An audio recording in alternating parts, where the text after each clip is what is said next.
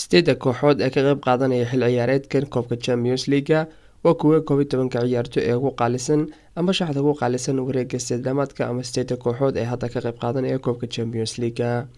ugu horeyntii haddaynu ku bilowno goolhaya waxa uu yahay goolhayaha kooxda Real Madrid ee Thibaut Courtois, qiimihiisuna waa 60 milyan oo euro, halka afarta ciyaartoy ee khadka daafaca ay kala yihiin ciyaartoyga Reece James oo qiimihiisu yahay 70 milyan, ciyaartoyga Alphonso Davies oo yahay 70, iyo sidoo kale ciyaartoyda Diaz iyo De Ligt oo qiimahoodu ay yihiin 75 milyan oo euro.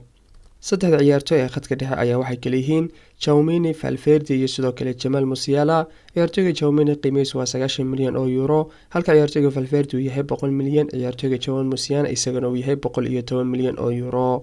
saddexda ciyaartoy ee khadka weerarka ciyaartoyga Rodrigo 80 milyan oo euro, ciyaartoyga Haaland 170 milyan oo euro, ciyaartoyga Vinicius 120 milyan oo euro.